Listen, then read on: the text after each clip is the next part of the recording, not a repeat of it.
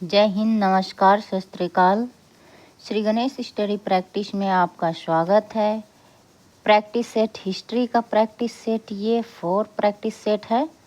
तो शुरू करते हैं नंबर 1 से। क्वेश्चन नंबर 1 क्या कहता है कि सिंधु घाटी सभ्यता के प्रमुख नगर का नाम क्या है। सिंधु घाटी सभ्यता का प्रमुख नगर के बारे में पूछ रहे हैं, उनका नाम क्या है जिसका पश्चिमी एशिया से व्यापारिक संबंध था।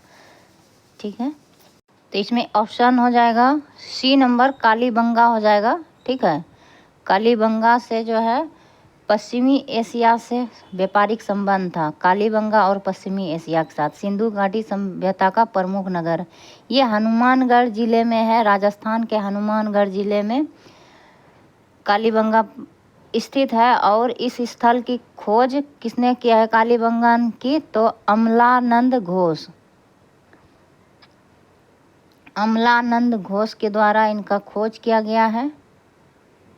इनके बारे में विस्तार से एक नज़र में व्याख्या। तो सी नंबर इसका ऑप्शन है कि सिंधु घाटी सभ्यता का प्रमुख नगर कालीबंगन है जिसका मतलब पश्चिमी एशिया से व्यापारिक संबंध था। इनका खोज जो है अमलानंद घोष के द्वारा किया गया। राजस्थान के हनुमानगढ़ जिले में स्थित है यह स्थल कालीबंगा। और नेक्स्ट पॉइंट है कि गुजरात में अहमदाबाद जिले में भोगवा नदी के किनारे लोथल स्थित है। और इसका डॉक्टर S.R. राव ने खोज की है। S.R.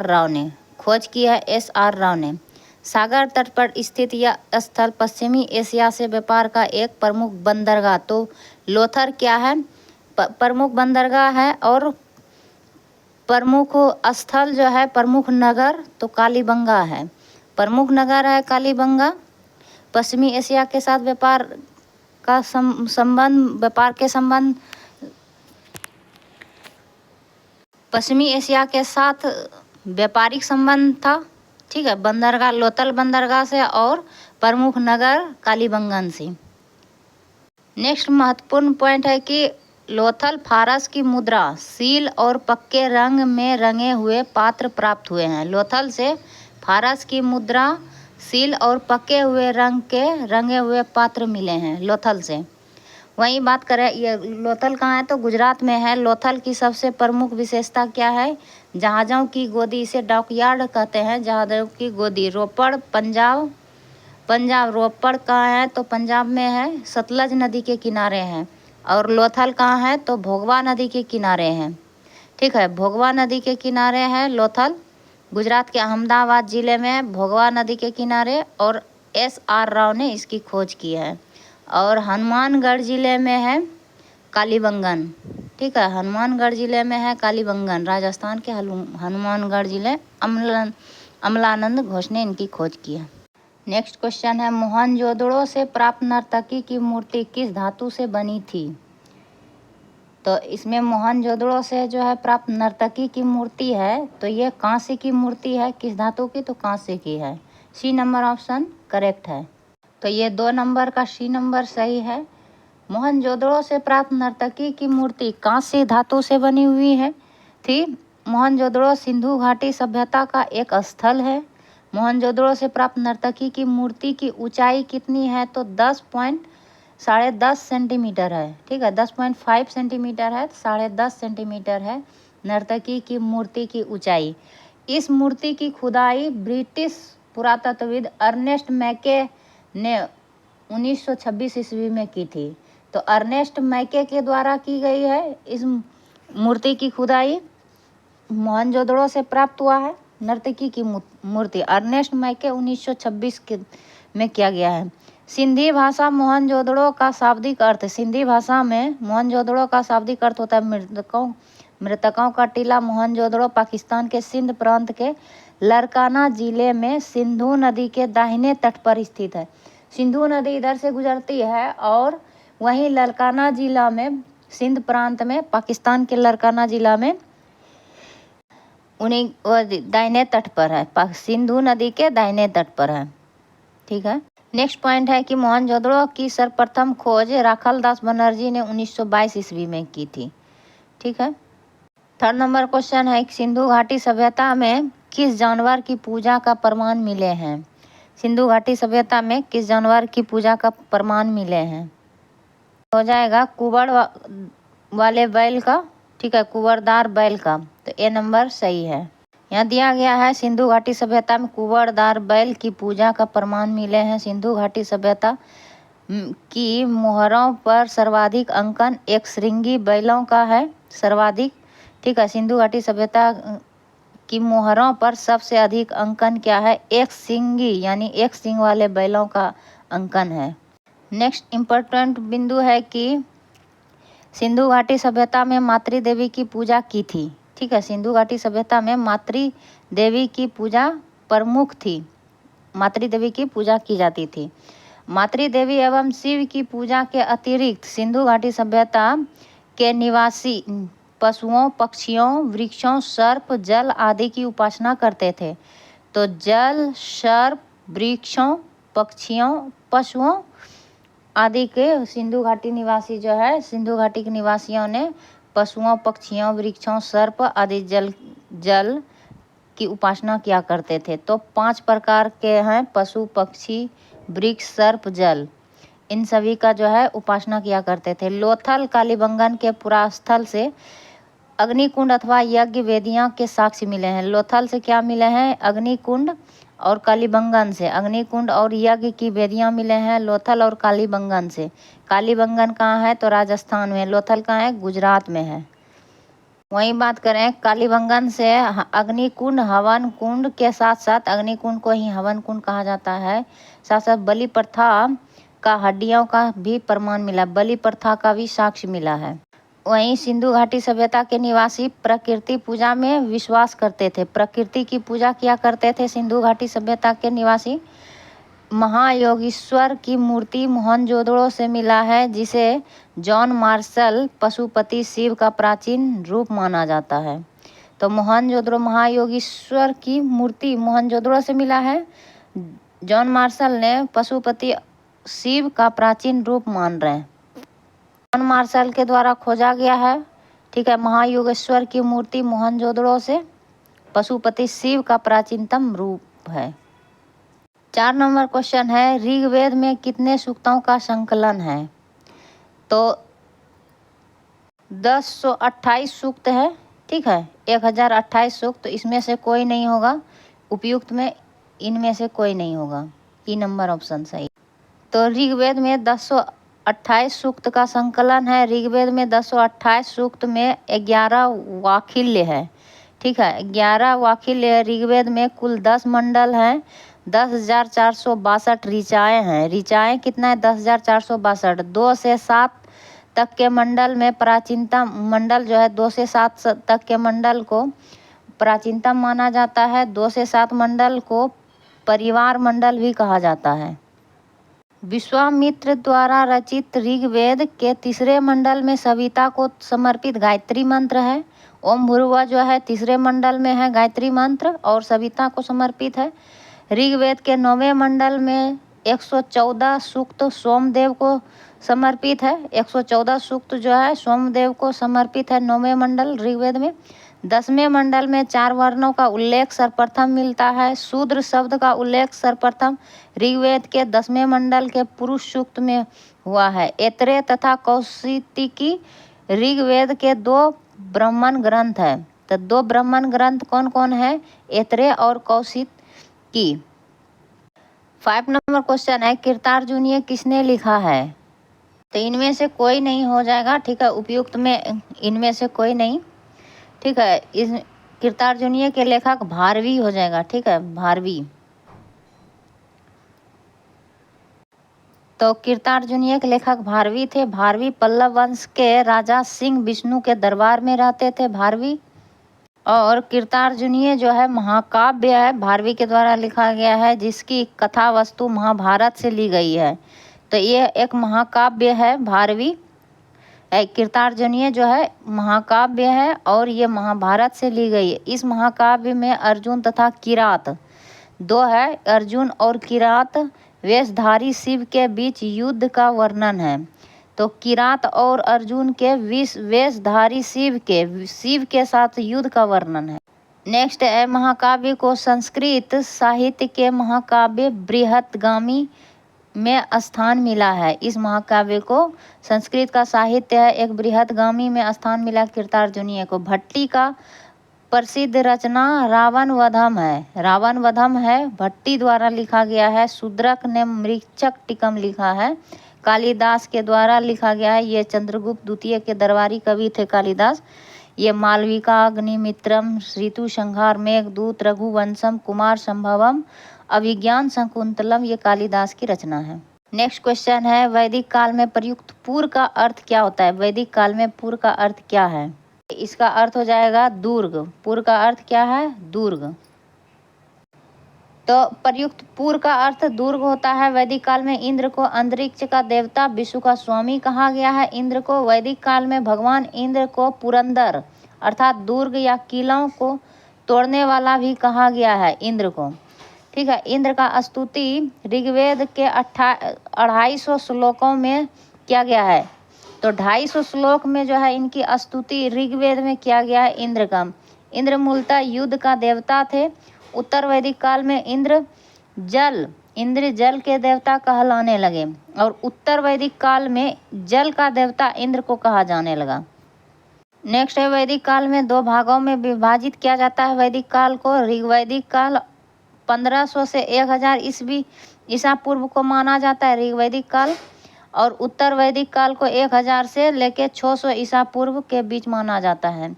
ठीक है, 1000 से लेकर 600 ईसा पूर्व तक। वेद शब्द विद धातु से बना है। वेद का अर्थ होता है ज्ञान।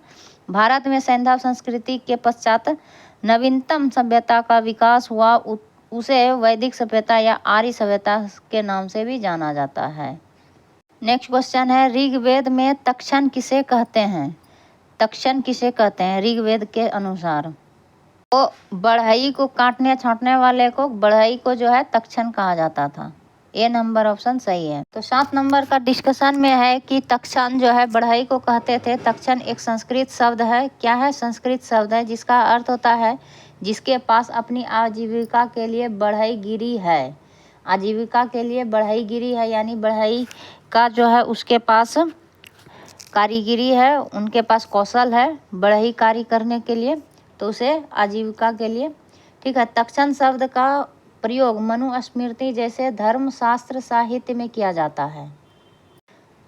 वहीं सामाजिक है ऋग्वैदिक समाज में व्यवसायिक अनुवांशिक नहीं थे। तो व्यवसाय जो है अनुवांशिकी नहीं थे ऋग्वैदिक समाज में। ऋग्वेद में तक्षण, बढ़ई, स्वर्णकार, चर्मकार, तंतुवाय, लोहार जो है कर्मकार, धातु कर्म करने वाले, लोह कर्मा होता था, यानी कमार भी बोलते हैं उसको। ठीक है। कुंभकार होते थे, यानी कि मिट्टी से बर्तन बनाने वाले आदि का उल्लेख मिलता है। तो देखिए ऋग्वेद से ये सब तक्षण, बढ़ई, स्वर्णकार, सोनार यानी कि चर्मकार, तंतुवाय, जुलाहे और कर्मा यानी कि कुम्हार, कुम्हार नहीं, उसको धातु कर्म करने वाले कमार बोलते थे, कमार, और कर्म करने वाले, धातु कर्म करने वाले कुम्हार आदि का उल्लेख मिलता है। और ऋग्वेद में हिरण्य सुवर्ण सोना के लिए प्रयोग हुआ है। हिरण्य स्वर्ण सोना के लिए प्रयोग हुआ है। ऋग्वेद में लोहे के प्रयोग का उल्लेख नहीं मिलता है, तो लोहे का प्रयोग ऋग्वेद में नहीं है। नेक्स्ट क्वेश्चन है, मौर्यकालीन काकनी किस धातु के बने सिक्के थे? काकनी होता था तो किस धातु से बनता था मौर्य काल में? ये काकनी जो था ये तांबे से बने होते थे। तांबे की धातु से बनाई जाती थी काकनी सिक्के। इसका ए नंबर ऑप्शन सही है। काकनी तांबे धातु के बने सिक्के होते थे। तांबे धातु के बने सिक्के मासक भी कहा जाता था। तांबे के बने हुए सिक्के को मासक भी कहा जाता था। इस काल में सिक्के चांदी तांबे के बने होते थे। तो मौर्य काल में सिक्के जो है चांदी और तांबे के बने होते थे। सोने के टुकड़ों को ऋग्वेद में निष्क और सुवर्ण कहा है। तो सोने के टुकड़ों को क्या कहा है? निष्क और सुवर्ण। चांदी के सिक्कों को कसारपन कहा है। कसारपन या पन या कसारपन एवं धरन कहा जाता था चांदी के सिक्कों को। मौर्य काल की राजकीय मुद्रण पन थी या चांदी का सिक्का था? तो पन चांदी का सिक्का था। इसके ऊपर सूर्य, अर्धचंद्र, पीपल, मयूर, बैल, सर्प। तो सर्प, बैल, मयूर, पीपल, अर्धचंद्र और सूर्य के चित्र खुदे होते थे। तो ये सब होते थे मौर्य काल में, उनके ऊपर सिक्कों के ऊपर खुदे होते थे। गुप्त काल में मुद्राओं का परीक्षण करने वाले अधिकारी को रूप दर्शक कहा जाता था। ठीक है, गुप्त काल में मुद्रा का परीक्षण करने वाले अधिकारी को रूप दर्शक कहा जाता था। भारत प्राचीन मुद्रा को आहत पंचमार्क सिक्के कहा जाता था। भारत में प्राचीनतम मुद्रा को आहत या पंचमार्क सिक्के कहा जाता था। भारत में सिक्कों का प्रचलन संभवतः वैदिक काल के अंतिम चरण में हुआ था। भारत में इंडो ग्रीक शैली में सर्वप्रथम तिथि युक्त राजा का नाम उत्कीर्ण सोने का सिक्का चलाया गया था। तो राजा का नाम को खुदवा कर सोने के सिक्के में वही चलाया गया था तिथि सहित। वही नेक्स्ट क्वेश्चन है 9th नंबर, विश्व का पहला गणतंत्र वैशाली। पहला गणतंत्र वैशाली में किसके द्वारा स्थापित किया गया? तो वैशाली जो है किसके द्वारा स्थापित किया गया था? तो वैशाली लिच्छवी के द्वारा स्थापित किया गया था, जो इनमें से कोई नहीं है। ठीक है, ई नंबर ऑप्शन सही है। तो उपयुक्त में कोई नहीं, विकल्प इनमें से कोई नहीं है। विश्व का पहला गणतंत्र वैशाली स्थापित किया गया है। विश्व का पहला गणतंत्र वैशाली लिच्छवी के द्वारा स्थापित किया गया था। और ये देखिए 26 अगस्त 2023 का ये क्वेश्चन है, जो कि TRE फर्स्ट का एग्जाम है। वहीं लिच्छवी गणराज्य की राजधानी वैशाली थी। वज्जी संघ बुद्ध काल का सबसे बड़ा शक्तिशाली गणराज्यों का संघ था। वज्जी संघ जो था बुद्ध काल में सबसे बड़ा शक्तिशाली गणराज्य था। मगध के बाद कहें तो पहले वज्जी था बुद्ध काल में, उसके बाद ये मगध हो गया बड़ा। लिच्छवी वज्जी संघ में सर्वप्रथम था और लिच्छवी वज्जी संघ में सर्व प्रमुख था। इसकी राजधानी वैशाली मुजफ्फरपुर जिले के वसाड़ नामक स्थान में स्थित थी। वहीं महावग जातक में वैशाली को एक धनी, समृद्धशाली तथा घनी आबादी वाला नगर कहा जाता है। तो महावग जातक में वैशाली को एक धनी, समृद्धशाली और घनी आबादी वाला नगर कहा जाता है वैशाली को। वहीं ऐतिहासिक प्रमाणों के अनुसार ईसा से लगभग 6ठी सदी ईसा पहले वैशाली में दुनिया के सबसे पहले गणतंत्र यानी गणराज्य कायम हुआ। तो दुनिया में सबसे पहले गणराज्य वैशाली थे, गणराज्य बनने वाले प्रजातंत्र। सुपुष्पा को लिच्छवी वंश के संस्थापक माना जाता है। तो लिच्छवी वंश का संस्थापक माना जाता है सुपुष्पा को। और लिच्छवी जो है राजधानी वैशाली, मतलब वैशाली है, लिच्छवी की राजधानी वैशाली है। नेक्स्ट क्वेश्चन है कौटिल्य का अर्थशास्त्र कितने अधिकरणों में विभाजित है? तो 15 है। कौटिल्य के अर्थशास्त्र का जो है 15 अधिकरणों में विभाजित है। तो इनमें से कोई नहीं हो जाएगा, ई नंबर ऑप्शन। तो कौटिल्य का अर्थशास्त्र 15 अधिकरणों में विभाजित है। इन अधिकरणों के अनेक उप विभाग है। 15 अधिकरण, 180 उप विभाग है और लगभग 6000 श्लोक है। तो कौटिल्य के अधिकरणों में सर्वप्रथम अधिकरण का नाम विनयाधिकारिक है। ठीक है, कौटिल्य के अधिकरणों में सबसे प्रथम अधिकरण का नाम। तो वहीं विनय का अर्थ है राजा द्वारा किया जाने वाला कार्य व्यवहार। ठीक है, प्रथम अधिकरण को कौटिल्य ने 20 अध्यायों में बांटा है। तो प्रथम अधिकरण को 15 अधिकरण में बांटा है, अपने अर्थशास्त्र को 15 अधिकरण में। वहीं प्रथम अधिकरण को 20 अध्याय में बांटा है, जिनके प्रमुख विषय इस प्रकार हैं: विद्या विषयक विचार एवं आत्मविद्या का महत्व। आत्मविद्या का महत्व कौटिल्य का अर्थशास्त्र राजनीति शास्त्र का एक अद्वितीय ग्रंथ है। इसकी तुलना मैकियावेली के प्रिंस से की जाती है। तो मैकियावेली के द्वारा लिखा गया है प्रिंस, तो उसी से किया जाता है कौटिल्य के अर्थशास्त्र का। ठीक है, इनका जो है तुलना की जाती है। कौटिल्य को विष्णुगुप्त चाणक्य के नाम से भी जाना जाता है। अर्थशास्त्र, कौटिल्य के अर्थशास्त्र में राज्य के सप्तांग सिद्धांत, ठीक है, राज्य के सप्तांग सिद्धांत, राजा अमात्य, 7 सिद्धांत है सप्तांग सिद्धांत राज्य का। राजा पहले होते थे, उसके बाद अमात्य, जनपद, दुर्ग, कोष, दंड, मित्र। तो सप्तांग होते थे, 7 सिद्धांत होते थे। राजा, दूसरा होते थे अमात्य, तीसरा जनपद, चौथा दुर्ग, पांचवा कोष, छठा दंड और सातवां मित्र की व्याख्या मिलता है। नेक्स्ट क्वेश्चन है 11 नंबर, इल्तुतमिश ने अपना प्रथम सूबेदार किसे नियुक्त किया था? तो प्रथम सूबेदार इल्तुतमिश के द्वारा किसे नियुक्त किया गया था? इनमें से कोई नहीं हो जाएगा। ई नंबर ऑप्शन इसका हो जाएगा।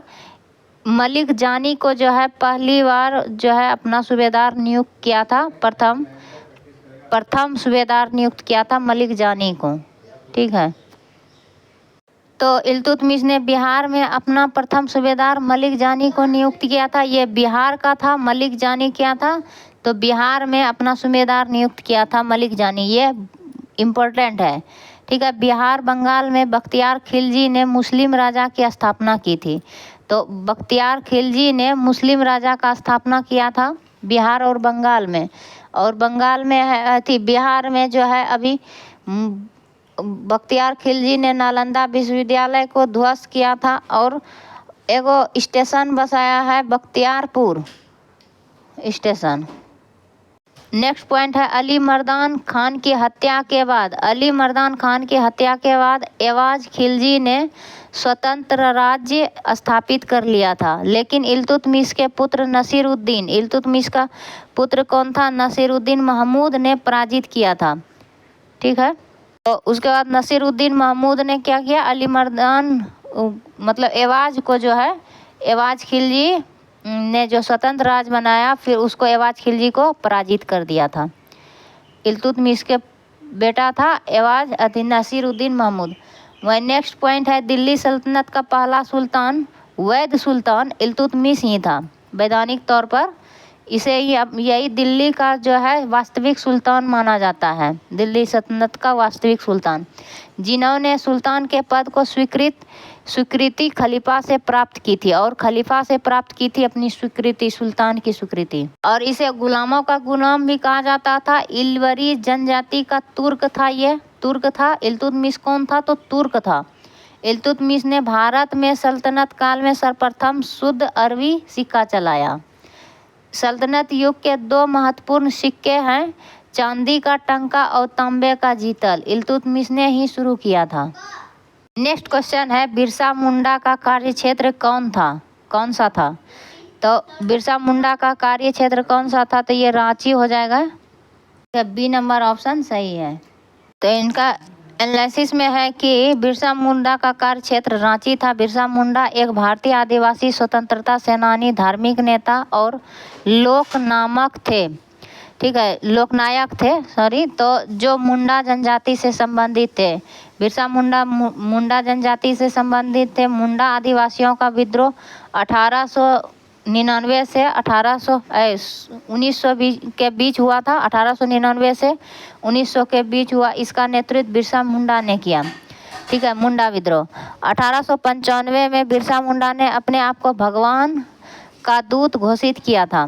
1895 में मुंडा विद्रोह को उलगलान या महान हलचल के नाम से भी जाना जाता है। उलगलान विद्रोह या महान हलचल विद्रोह के नाम से भी जाना जाता है। बिरसा मुंडा को जगत पिता धरती आबा भी कहा जाता था।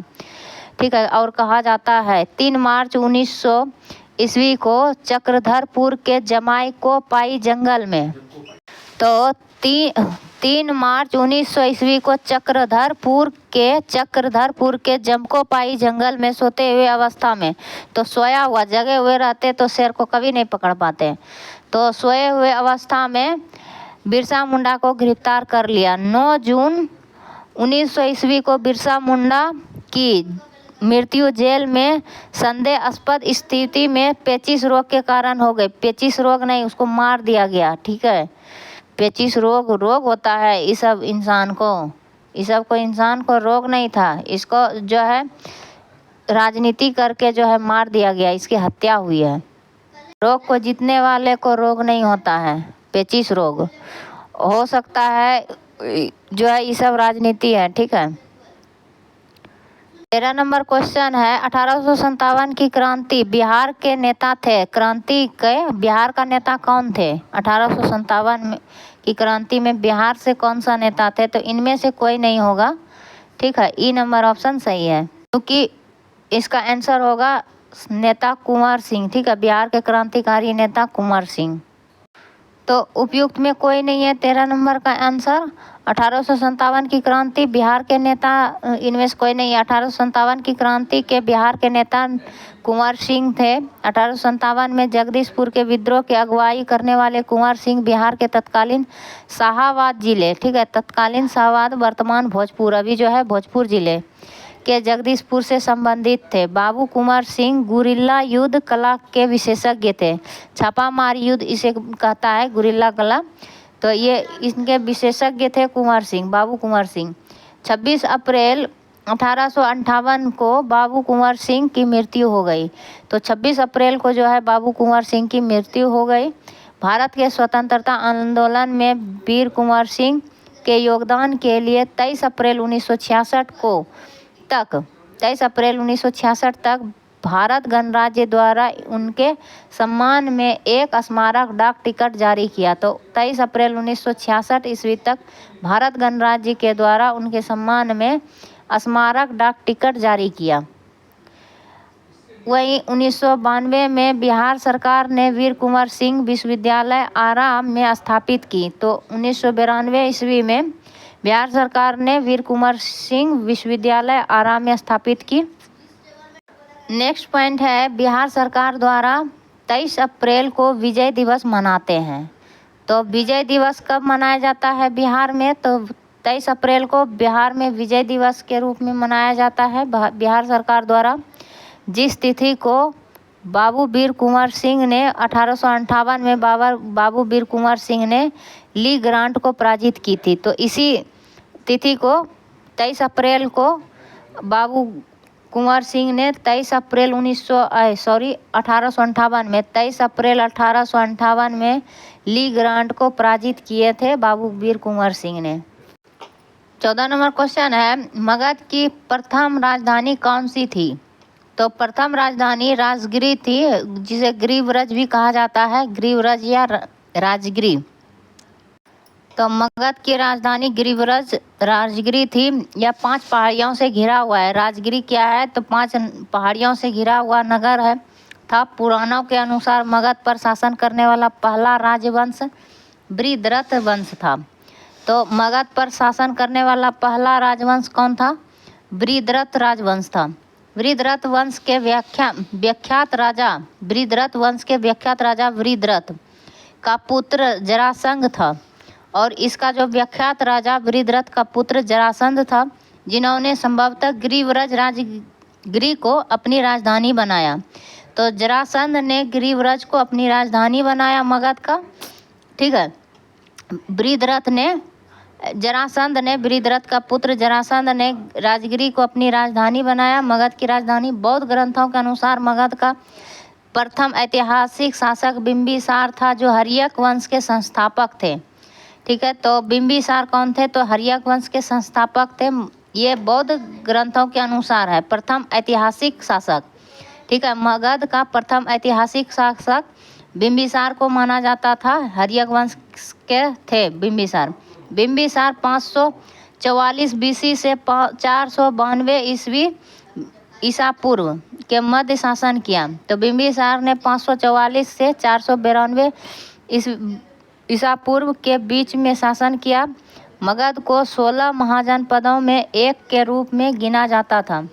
ठीक है, 16 मगध को 16 महाजनपदों में से एक के रूप में मगध को गिना जाता था। 16 महाजनपदों में से थे मगध। कालांतर में मगध की राजधानी उदयन पाटलिपुत्र में स्थापित किया। और उसके बाद जो है कालांतर में जब उदयन राजा बना, तो ये पाटलिपुत्र को जो है अपनी राजधानी बनाया, मगध की राजधानी हस्तांतरित करके पाटलिपुत्र अपना राजधानी बनाया। ठीक है, मगध शब्द का सर्वप्रथम उल्लेख अथर्ववेद में मिलता है। अभियान चिंतामणि के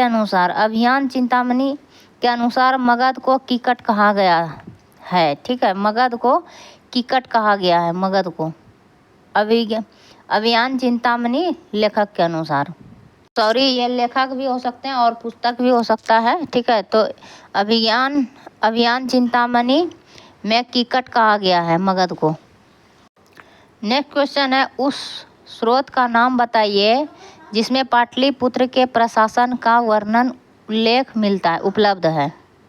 तो उस स्रोत का नाम बताइए जिसमें पाटलिपुत्र के प्रशासन का वर्णन मिलता है। ठीक है, ये सी नंबर ऑप्शन सही हो जाएगा। मेगास्थनीज के इंडिका में पाटलिपुत्र के प्रशासन का वर्णन मिलता है। तो इनका एनालिसिस में दिया गया है कि मेगास्थनीज के इंडिका में पाटलिपुत्र के नगर प्रशासन का वर्णन मिलता है। ठीक है, इंडिका में। वहीं इंडिका के अनुसार पाटलिपुत्र नगर का प्रशासन 30 सदस्यों वाली थी। 30 सदस्यों वाली समितियों द्वारा होता था, इनका प्रशासन चलाया जाता था। 30 सदस्यों वाली समिति के द्वारा इस प्रशासन की कुल 6 समितियां थी। 30 सदस्यों वाली 6 समितियां थी तथा प्रत्येक समिति में 5 सदस्य। तो 6 समिति में जो है 6 समिति थी, 30 सदस्यों वाली जो है 6 समितियां थी और प्रत्येक में 6 पंचे 30 होता है, 5-5 सदस्य होते थे। इस प्रशासन की तीसरी समिति जनगणना का हिसाब रखती थी। तो तीसरी समिति क्या करता था, जनगणना का हिसाब क्या करते थे। ठीक है, और वर्तमान में भी यह कार्य नगर पालिका प्रशासन द्वारा किया जाता है। और अभी क्या किया जाता है, तो वर्तमान में नगर पालिका प्रशासन के द्वारा यह कार्य किया जाता है। और चौथी समिति के बात करें, चौथी समिति के द्वारा तो व्यापार और वाणिज्य का जो है विनियमित से संबंधित थी। तो वाणिज्य और व्यापार का ख्याल रखती थी चौथी समिति। पांचवी समिति माल के निर्माण की देखरेख एवं वस्तुओं के विक्रय का निरीक्षण के लिए उत्तरदायी था। तो पांचवी समिति माल निर्माण की देखरेख और वस्तुओं का क्रय विक्रय का निरीक्षण के लिए उत्तरदायी था, पांचवी समिति। नेक्स्ट पॉइंट है, छठी समिति का कार्य क्या था, बिक्री वसूल करना। ठीक है, बिक्री कर वसूल करना था। और विक्रय का निरीक्षण कौन करते थे, और पांचवी समिति। ठीक है, माल के निर्माण की देखरेख एवं वस्तुओं के विक्रय का निरीक्षण, कितना वस्तु बिका, तो ये पांचवी समिति का उत्तरदायित्व था। और छठी समिति का कार्य था कि बिक्री का कर वसूल करना। ठीक है, जो बिका हुआ वस्तु है जिस पे कर लिया जाता था, विक्रय कर मूल्य के 10वें भाग के रूप में वसूल किया जाता था। विक्रय कर मूल्य जो है, विक्रय कर मूल्य 10वें भाग के रूप में वसूल किया जाता था, विक्रय कर। वही बिक्री कर नहीं देने वाले चाणक्य ने मृत्युदंड देने का उल्लेख किया है। जो बिक्री कर नहीं देते थे उसे मृत्युदंड दिया जाता था मगध प्रशासन में। ठीक है, सॉरी, पाटलिपुत्र में। तो ये था पाटलिपुत्र का नगर प्रशासन। ठीक है, ये इंडिका के द्वारा पाटलिपुत्र नगर का प्रशासन 30 सदस्यों वाली थी। तो ये सब और ये सब उल्लेख किया है किसने, तो मेगास्थनीज के इंडिका में है। और वहीं बिक्री कर जो नहीं देते थे तो चाणक्य के द्वारा बताया गया है उनके अर्थशास्त्र में, तो मृत्युदंड दिया जाता था। नेक्स्ट क्वेश्चन है, मदद-ए-मास मुगल प्रशासन में किससे संबंधित था। तो मदद-ए-मास मुगल प्रशासन में विद्वानों को दी जाने वाली राजस्व मुक्त भूमि थी, यानी कर मुक्त भूमि थी। तो बी नंबर ऑप्शन हो जाएगा इसका सही आंसर। 16 नंबर का एनालिसिस है, मदद-ए-मास मुगल प्रशासन में विद्वानों को दी जाने वाली राजस्व मुक्त भूमि से संबंधित था, यानी राजस्व मुक्त कर मुक्त भूमि दिया जाता था विद्वानों को, उसे मदद-ए-मास कहा जाता था। मुगल प्रशासन की ये बातें हैं। मदद-ए-मास को सरयू सयूरगल भी कहा जाता था। मदद ए मास को सयूरगल, ठीक है, विद्वानों को दी जाने वाली भूमि को सयूरगल भी कहा जाता था। वह अधिकारी जिसे मुगल काल में विद्वानों को गुजारा भत्ता, मदद ए मास प्रदान करने की जिम्मेदारी दी जाती थी, उन्हें शद्र के नाम से जाना जाता था। जिसे जिम्मेदारी ये सौंपा गया था विद्वानों को मदद ए मास प्रदान करने की, तो उसे शद्र कहा जाता था। मदद ए मास सहायता नगद में दी जाती थी, और ये सहायता जो है नगद रुपया में दिया जाता था, नगद दी जाती थी। वजीफ़ा जो नगद दिया जाता था उसे वजीफ़ा कहा जाता था। अकबर ने ऐसे अनुदानों की अधिकतम सीमा 100 बीघा प्रति व्यक्ति रखा था, तो 100 बीघा एक विद्वान को दिया जाता था। अकबर के अनुसार ये दिया जाता था। नेक्स्ट क्वेश्चन है, पूना समझौता का उद्देश्य था। तो पूना समझौता का उद्देश्य क्या था? तो उसमें क्या था, भीमराव अंबेडकर और महात्मा गांधी जी के बीच में हुआ था ये समझौता। तो दलित वर्ग के प्रतिनिधित्व था, ठीक है, दलित वर्ग का प्रतिनिधित्व। बी नंबर ऑप्शन सही हो जाएगा। तो बी नंबर ऑप्शन सही है। पूना समझौता का उद्देश्य दलित वर्ग का प्रतिनिधित्व करना था। पूना समझौते के तहत भीमराव अंबेडकर ने दलितों के लिए पृथक निर्वाचन मंडल की मांग का परित्याग कर दिया था और उन्हें विधानमंडल के अंदर हिंदुओं के अंतर्गत ही स्थानों की सुरक्षा प्रदान की गई थी। 24 सितंबर 1932 को अंबेडकर और महात्मा गांधी के मध्य समझौता हुआ, ठीक है। तो पहले दलित वर्गों के लिए पृथक निर्वाचन का जो है मांग किया गया था, लेकिन महात्मा गांधी जी के द्वारा अनशन पर, भूख हड़ताल पर बैठने के बाद उन्होंने जो है ये परित्याग कर दिया, लेकिन वहीं सुरक्षित स्थान मांगा। हिंदुओं के अंतर्गत ही वो अपनी सुरक्षा, दलित वर्गों के लिए सुरक्षा प्रदान स्थान मांगा, ठीक है, सुरक्षित स्थान। वहीं पूना समझौता पर महात्मा गांधी ने स्वयं हस्ताक्षर नहीं किए थे। तो स्वयं हस्ताक्षर नहीं किए थे, बल्कि सवर्णों की तरफ से इस समझौते पर पंडित मदन मोहन मालवीय के द्वारा हस्ताक्षर किए गए थे, जबकि दूसरी ओर से समझौते पर भीमराव अंबेडकर ने ही हस्ताक्षर किए थे। तो भीमराव अंबेडकर और मदन मोहन मालवीय के द्वारा पूना समझौता में हस्ताक्षर किया गया था। सांप्रदायिक अवार्ड में प्रांतीय विधानमंडलों में दलितों के लिए, सांप्रदायिक पंचायत में विधानमंडल में दलितों के लिए सुरक्षित सीटों की संख्या 71 थी। दलितों के लिए 71 थी, जिसे पूना पैक्ट में बढ़ाकर 147 कर दिया गया, ठीक है। केंद्रीय विधानमंडलों में सामान्य वर्ग की सीटों से 18% सीटें दलित वर्गों के लिए आरक्षित की गई। तो सामान्य वर्ग की सीटों में से 18% दलितों के लिए जो है आरक्षित कर दिया गया। कम्युनल अवार्ड में 11% जो है निर्धारित किया गया था, और कम्युनल अवार्ड में जो है 11% इसको निर्धारित कर दिया गया था। 11% दलित वर्गों के लिए आरक्षित की गई थी, तो 11% कम्युनल अवार्ड में था, और 18% था विधानमंडल के सामान्य वर्गों की सीटों में से 18%। कम्युनल अवार्ड में 11% निर्धारित किया गया था।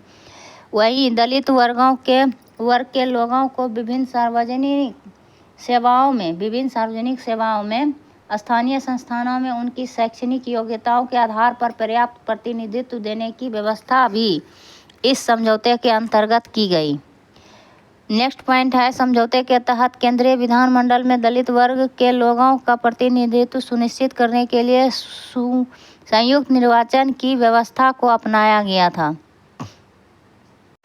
वहीं 18 नंबर की बात करें तो जंतर मंतर का पूछ रहे हैं कि निर्माण किसने करवाया था। तो जंतर मंतर इनमें से कोई नहीं होगा, क्योंकि ये सवाई जयसिंह के द्वारा किया गया था। जयपुर के महाराजा जयसिंह के द्वारा, सवाई जयसिंह के द्वारा। तो 18 नंबर में ई ऑप्शन सही है। जंतर मंतर नई दिल्ली के नई दिल्ली में जो है, तो ये जयपुर के महाराज जयसिंह द्वितीय द्वारा वर्ष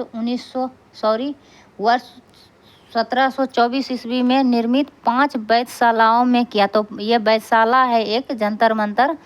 5 वेधशालाओं में जंतर मंतर का निर्माण किया 1724 ईस्वी में। कुल 5 स्थानों में जंतर मंतर है। तो देखिए 5 स्थान में है जंतर मंतर। कहाँ कहाँ है? तो जयपुर है, दिल्ली है, मथुरा यूपी में है, उज्जैन मध्य प्रदेश में है, और वाराणसी यूपी में है, ठीक है। तो यूपी में 2 है, वाराणसी और मथुरा में है जंतर मंतर, उज्जैन एमपी में है जंतर मंतर, जयपुर राजस्थान में है और दिल्ली में है जंतर मंतर, 5 स्थानों में। और ये क्या है, वैधशाला है। तो ये जंतर मंतर महाराजा जयसिंह द्वितीय की खगोलीय वेधशालाएँ थी, खगोलीय वेधशाला है जयसिंह की। जयपुर का जंतर मंतर सबसे बड़ा और महत्वपूर्ण है, और जयपुर का जो है सबसे बड़ा और महत्वपूर्ण जंतर मंतर है। अकबर ने फतेहपुर सीकरी में बुलंद दरवाज़ा का निर्माण कराया। शाहजहां ने ताजमहल, लाल किला आदि का निर्माण करवाया।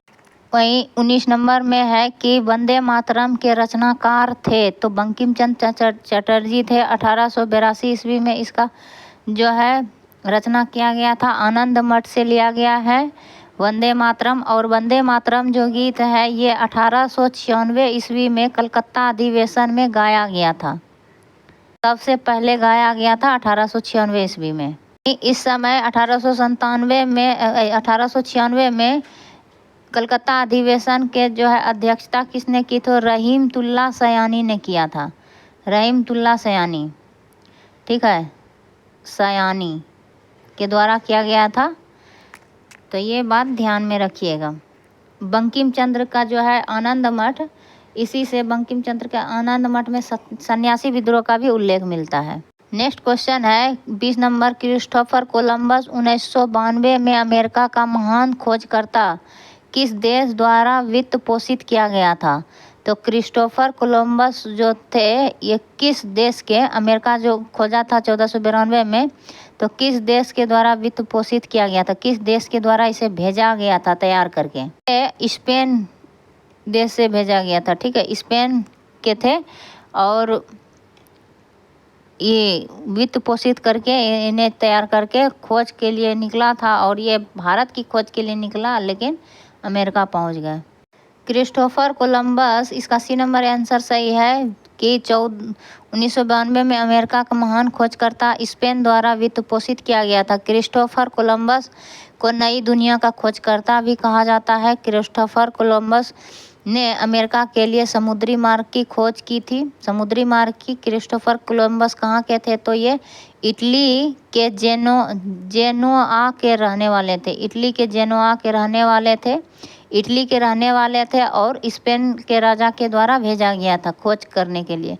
वास्को डी गामा जो है समुद्री मार्ग की खोज भारत के लिए किया था। वास्को डी गामा पुर्तगाली निवासी थे और ये इटली निवासी थे। क्रिस्टोफर कोलंबस 17 मई को यहाँ पहुँचे थे भारत का केरल के कालीकट तट पर 17 मई को।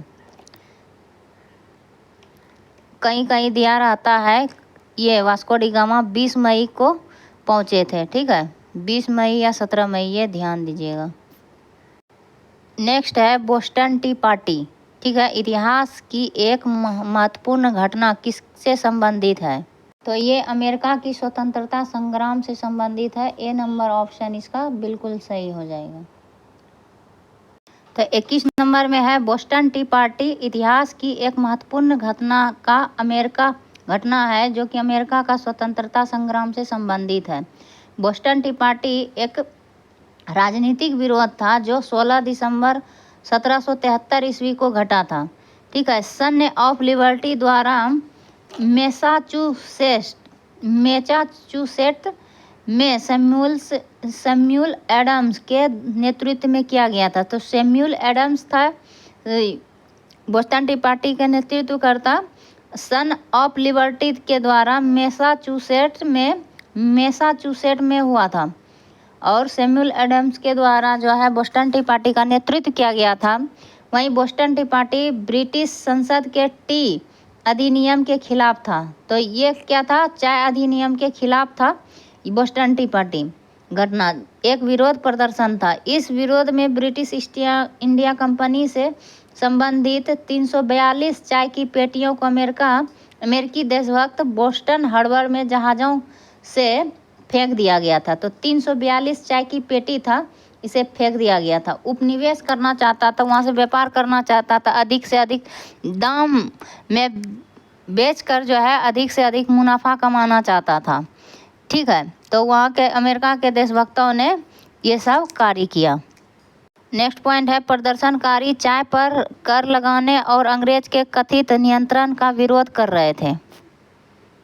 नेक्स्ट क्वेश्चन है अमेरिका की 22 नंबर, अमेरिका के इतिहास में 4 जुलाई 1776 क्यों महत्वपूर्ण मानी जाती है? तो ये 4 जुलाई जो है जॉर्ज वाशिंगटन का राष्ट्रपति के रूप में चुनाव अमेरिकी स्वतंत्रता की घोषणा हुआ था 4 जुलाई 1776 को। ठीक है, तो सी नंबर ऑप्शन सही है। तो 4 जुलाई 1776 को अमेरिकी इतिहास में महत्वपूर्ण माना जाता है क्योंकि इस तिथि को अमेरिकी की स्वतंत्रता की घोषणा की गई थी। अमेरिका स्वतंत्रता संग्राम 1775 से 1783 ईस्वी तक चला था। 4 जुलाई को अमेरिका का राष्ट्रीय दिवस मनाया जाता है। 4 जुलाई को राष्ट्रीय दिवस के रूप में अमेरिका में संयुक्त राज्य अमेरिका ने द्वितीय महाद्वीपीय कांग्रेस की बैठक 4 जुलाई, तो द्वितीय महाद्वीपीय कांग्रेस की बैठक 4 जुलाई 1776 को United kingdom of great Britain से अपनी स्वतंत्रता की घोषणा की थी। तो ये यूनाइटेड किंगडम से जो है अपना नाम देखिए क्या रखा है ग्रेट ब्रिटेन ने, अंग्रेज सब।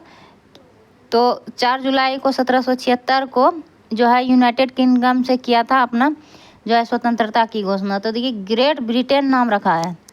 ये तो लोअर है, मतलब कि क्या कहें, ग्रेट अपने आप को ग्रेट ब्रिटेन नाम रखा है।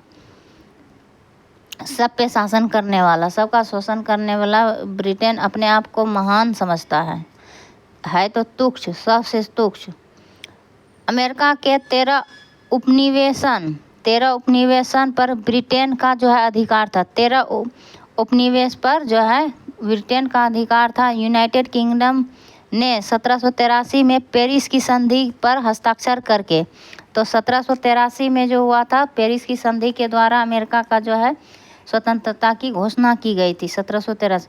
तो अमेरिकी स्वतंत्रता की आधिकारिक रूप से मान्यता दी, तो आधिकारिक रूप से 1783 में मान्यता दिया था और घोषणा 1776 में ही हो गया था 4 जुलाई 1776। अमेरिका के स्वतंत्रता संग्राम में फ्रांस के लिफायते के नेतृत्व में फ्रांसीसी सेना ने ब्रिटिश के विरुद्ध सहयोग दिया था। तो फ्रांसीसी सेना थे लिफायती के नेतृत्व में, फ्रांसीसी सेना लिफायती के नेतृत्व में जो है सहयोग दिया था अमेरिका का। वहीं 23 नंबर क्वेश्चन है फ्रांसीसी क्रांति के समय फ्रांस का शासक था। तो फ्रांसीसी क्रांति के समय फ्रांस का शासक लुई 16वां था। ठीक है, सॉरी ये नंबर होगा, लुई 16वां था, तो ए नंबर सही है। तो फ्रांसीसी क्रांति के समय फ्रांस का शासक लुई 16वां था। लुई 16वां फ्रांसीसी राजा थे जो बुर्वा राजवंश से ताल्लुक़ रखते थे, जिसने 1774 ईस्वी में राज्य सत्ता प्राप्त की। फ्रांसीसी क्रांति के समय फ्रांस में सामंतवादी व्यवस्था थी। लुई 16वां की पत्नी मेरी एवानेत ऑस्ट्रिया थी, तो मेरी एवानेत ऑस्ट्रिया की राजकुमारी थी। ठीक है, ये ऑस्ट्रिया की राजकुमारी से शादी किया था मेरी एवानेत से लुई 16वां ने। लुई 16वां को देशद्रोह के अपराध में फांसी दी गई थी। तो राजकुमारी से शादी इसलिए करता था ताकि अपने राज्य का विस्तार कर सके। ठीक है, और लुई 16वां देशद्रोह के अपराध में जो है इसे फांसी दी गई थी। फ्रांसीसी क्रांति 14 जुलाई 1789, ये 14 जुलाई का दिन याद रखिएगा, 1789 तो याद है, 14 जुलाई को हुआ था। 14 जुलाई को फ्रांस में राष्ट्रीय दिवस मनाया जाता है। समानता, स्वतंत्रता, बंधुता की नारा जो है फ्रांस की ही देन है, जो कि हमारे संविधान में भी इसे यहाँ से ले गई है। फ्रांस की क्रांति का सबसे महत्वपूर्ण नारा समानता था, जिसे मध्यम वर्ग ने आगाज किया था। लुई 14वां के शासनकाल में वित्त मंत्री कोलवर्ड थे। ठीक है, 1664 ईस्वी में लुई 14वें के टाइम पे फ्रेंच ईस्ट इंडिया कंपनी की स्थापना हुई। लुई 14वें के शासनकाल में वित्त मंत्री कोलवर्ड 1664 ईस्वी में फ्रेंच ईस्ट इंडिया कंपनी की स्थापना हुई, जिसे कंपनी इंदेस ओरिएंटल्स कहा गया। तो यही फ्रांसीसी कंपनी यहाँ आए थे, कंपनी देश इंदेस ओरिएंटल, company, French East India company जो था, यह इस 1664 ईस्वी में यह स्थापना किया गया था वित्त मंत्री कोलवर्ड के नेतृत्व में, शासनकाल में। लुई 16वां के शासन में ही वित्त मंत्री के द्वारा, कोलवर्ड के द्वारा किया गया था। ठीक है, नेक्स्ट क्वेश्चन है 24 नंबर। औद्योगिक क्रांति के दौरान सूती वस्त्र उद्योग में क्रांति लाने वाली स्पिनिंग जेनी का आविष्कारक था। तो स्पिनिंग जेनी आविष्कारक था, किस चीज़ का आविष्कारक था स्पिनिंग जेनी? तो सॉरी, स्पिनिंग जेनी जो है ये आविष्कार है, वस्तु है स्पिनिंग जेनी, जो कि सूती वस्त्र उद्योग में क्रांति लाए थे स्पिनिंग जेनी। इसका आविष्कारक कौन था? स्पिनिंग जेनी का आविष्कारक। ठीक है, तो इसका आविष्कारक थे James Hargreaves. James Hargreaves, C number option सही है। तो स्पिनिंग जेनी का आविष्कारक जेम्स हारग्रीव्स थे, जो कि सूती वस्त्र उद्योग में महत्वपूर्ण भूमिका निभाया। तो सूती वस्त्र उद्योग में क्रांति लाने वाली स्पिनिंग जेनी का आविष्कारक जेम्स ग्रीव्स था। जेम्स ग्रीव्स ने लगभग 1765 ईस्वी में स्पिनिंग जेनी का आविष्कार किया था। 1765 ईस्वी में किया था, और जिसे सूती तेजी से काटा जाता था, सूत को जो है तेजी से काटा जाने लगा था स्पिनिंग जेनी के द्वारा। सबसे पहले जॉन ने 1733 ईस्वी में फ्लाइंग शटल का आविष्कार किया था। तो जॉन ने जो है पहले फ्लाइंग शटल का आविष्कार किया था, जो कि सूत को काटा जाता था, बुनाई का यंत्र है फ्लाइंग शटल। सैमुअल क्रॉम्पटन ने स्पिनिंग जेनी तथा वाटर फ्रेम को मिलाकर स्पिनिंग म्यूल का आविष्कार किया। सैमुअल क्रॉम्पटन ने स्पिनिंग जेनी और वाटर फ्रेम को मिलाकर स्पिनिंग म्यूल का आविष्कार किया। औद्योगिक क्रांति की शुरुआत ब्रिटेन से हुआ था। भारत ब्रिटेन के लिए एक बड़ा कच्चा माल का स्रोत था और निर्मित माल के बाजार के रूप में उपलब्ध था। ठीक है, सेफ्टी लैंप का आविष्कार हेम्पी डेवी ने किया था। सेफ्टी लैंप का आविष्कार हम्फ्री डेवी ने किया था 1815 ईस्वी में, सेफ्टी लैंप का आविष्कार। तो इसने सैमुअल क्रॉम्पटन ने क्या किया था? स्पिनिंग जेनी और वाटर को जो है मिलाकर, वाटर फ्रेम को मिलाकर स्पिनिंग जेनी और वाटर फ्रेम को मिलाकर स्पिनिंग म्यूल का आविष्कार किया था। इसने कब किया था? तो ये तो नहीं है इसमें।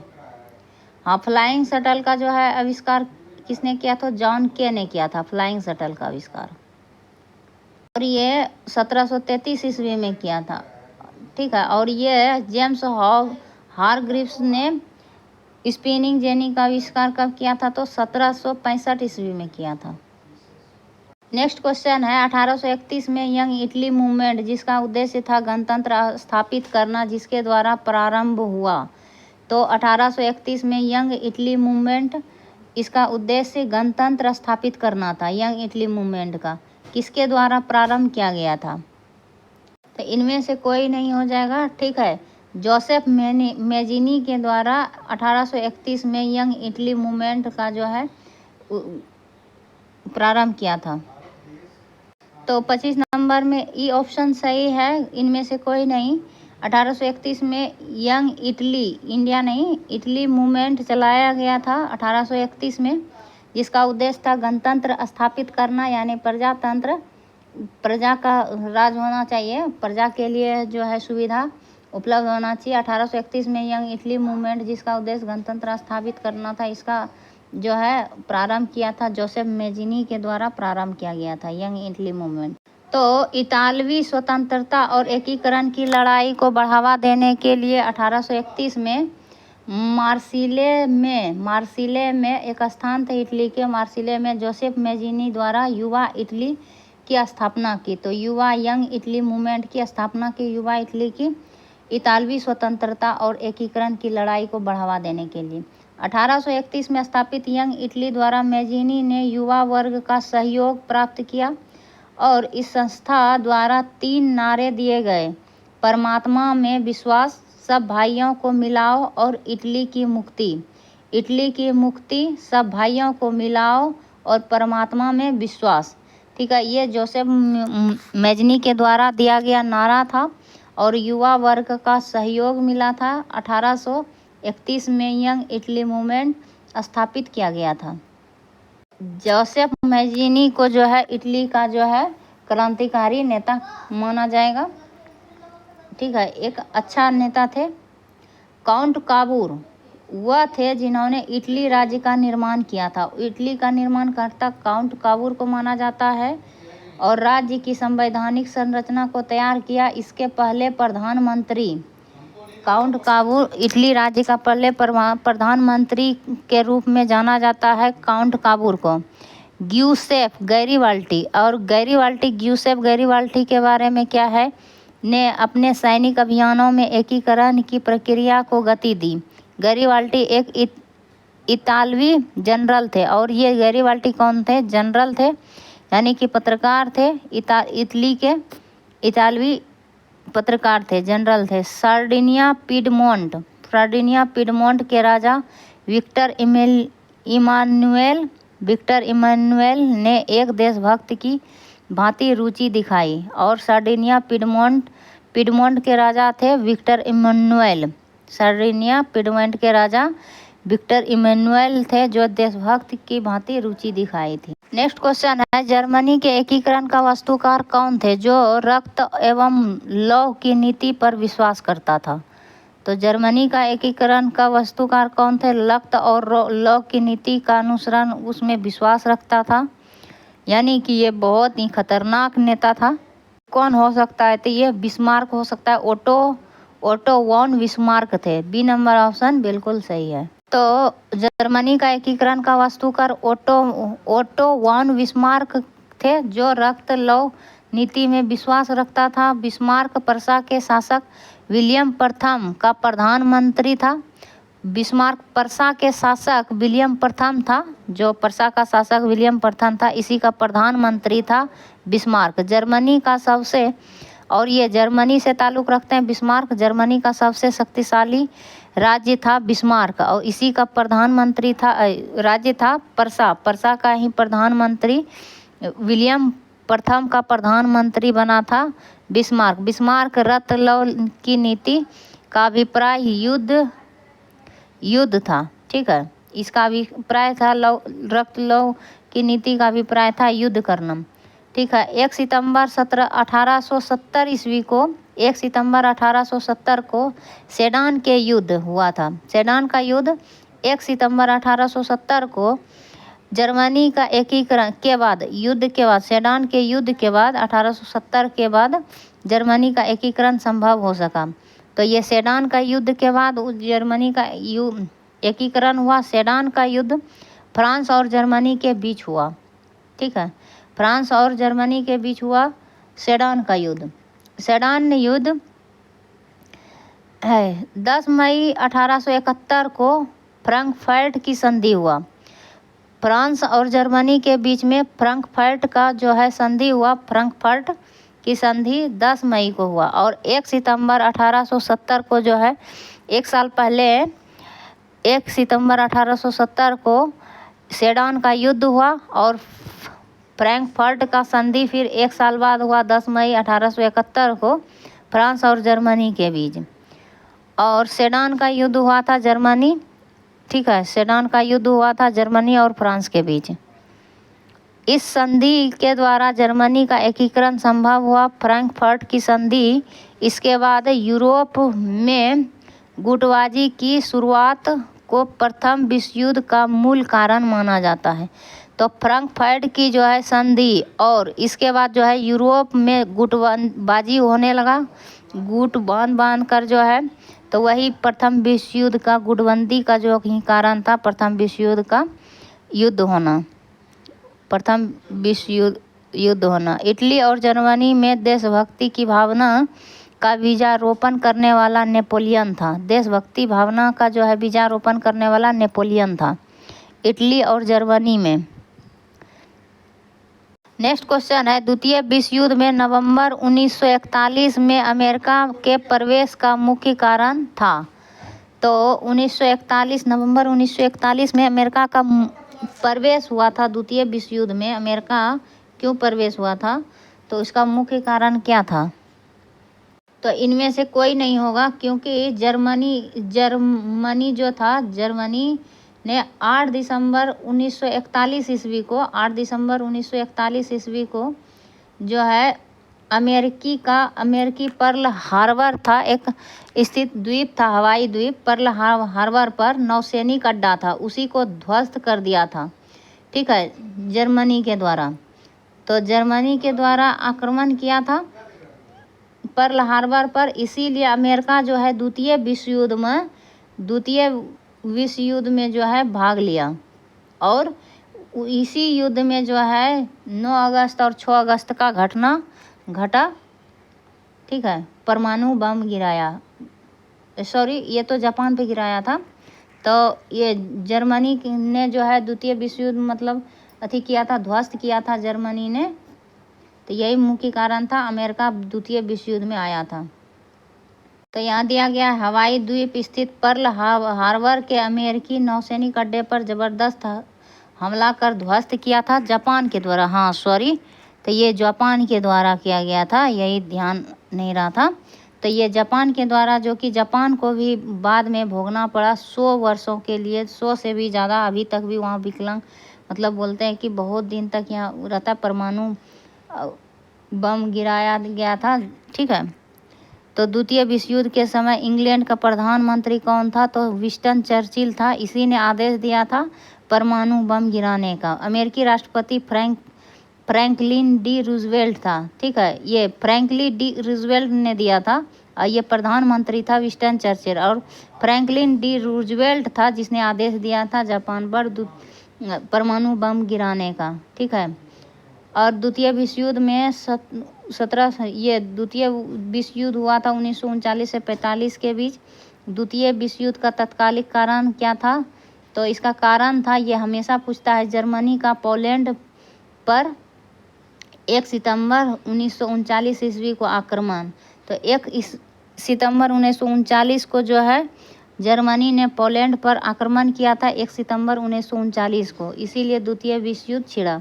अंतर्राष्ट्रीय क्षेत्र में द्वितीय विश्व युद्ध का सबसे बड़ा योगदान संयुक्त राज्य संघ की स्थापना था। और द्वितीय विश्व युद्ध के बाद क्या हुआ? तो संयुक्त राष्ट्र संघ का स्थापना किया गया, यूएनओ का स्थापना किया गया 1945 में।